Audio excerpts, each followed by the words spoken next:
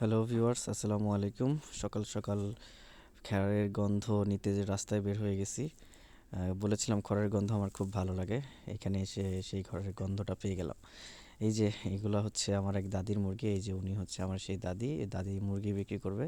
আমি ওনার সাথে কথা বলছিলাম যে কত করে বিক্রি করবে। তো ওনাকে বললাম যে মুরগিগুলোর ডাক দেন, দেখি কেমন লাগে মুরগি, যদি পছন্দ হয় নিয়ে নিব।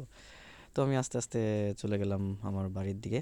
যেয়ে দেখি আমার এক ফুপু মুরগির খাবড়া বানাচ্ছে। খাবড়া হচ্ছে মুরগি যেখানে যে ডিম দিয়ে তা বসায় বাচ্চা ফোটানোর জন্য, ওইটাকে আমাদের আঞ্চলিক ভাষায় খাবড়া বলে। আপনাদের আঞ্চলিক ভাষায় কে কি বলেন আমাকে কমেন্টসে জানাতে পারেন। আর আমার আঞ্চলিক ভাষাগুলো খুবই মজা লাগে, ভালো লাগে। তারপরে আমি আমার খালার বাড়িতে চলে আসলাম। আমার খালাম্মা দেখছিলাম যে ধানের তুষ উড়াচ্ছে ফ্যানের বাতাসে। আগে কিন্তু ন্যাচারাল যে বাতাস হতো ভিটায়, সেইখানে ধান নিয়ে যেত, সেখানেই মানে তুষ উড়াতো। খুব মজা লাগতো ওই জিনিসগুলো দেখতে। এখন আর নাই সেগুলা। তো খালাম্মা আমার জন্য হচ্ছে সকালবেলার নাস্তা তৈরি করতেছিল। আমি হুট করে চলে আসছি, কাউকে কোনো ফোন দেই নাই, কিছু দেই নাই। তো তারপরে খালাম্মা আমার জন্য দেখলাম যে হালকা পাতলা নাস্তা বলতে চাল ভাজতেছে। চাল ভাজা আর হচ্ছে বাদাম ভাজা দিবে। তো চাল ভাজতেছে। এই চাল ভাজাটাও আগে কিন্তু এখন যেরকম কড়াইতে খুন্তি দিয়ে নাড়া দেওয়া হচ্ছে, আগে কিন্তু এরকম হইতো না।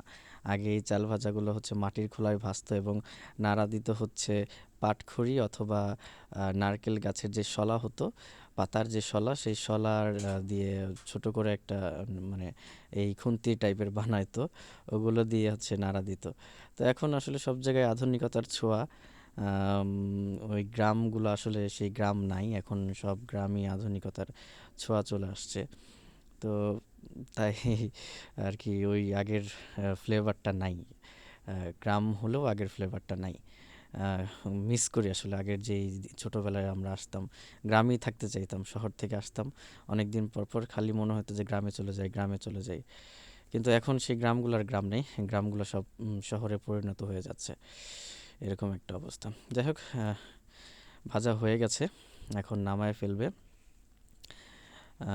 নামায়ও কিছুক্ষণ নাড়তে হয়, না হলে নিচে লেগে যায়, পুড়ে যায়।